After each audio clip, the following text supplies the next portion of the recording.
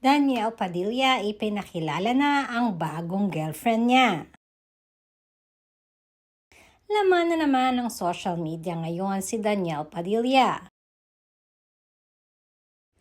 Kamakailan kasi ay napabalita ang pagkakaroon nito ng bagong girlfriend.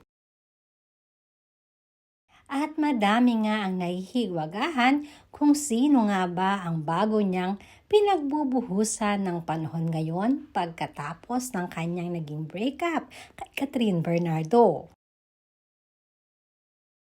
Sinasabing confirm na ang relasyon ngayon ni Daniel Padilla at ni Amanda Zamora.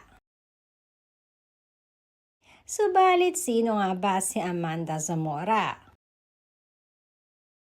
Si Amanda Zamora ay anak ng mayor ng San Juan na si Mayor Francis Zamora.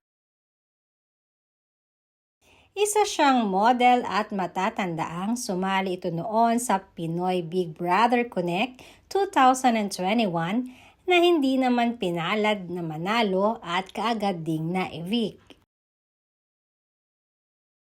Sinasabing multi-millionaire nga ito sa kanyang edad at isa na din siya sa may-ari ng Goldilocks franchise sa Green Hills Shopping Mall.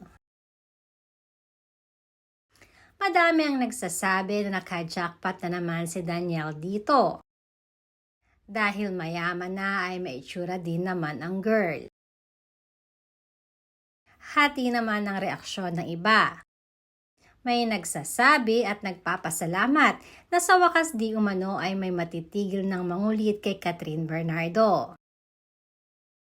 Yung iba naman ay nadismaya dahil ayon na rin sa kanila, si Daniel na nga di umano may kasalanan ng hiwalayan ay siya pa ang unang nagka-girlfriend at nakapag-move on.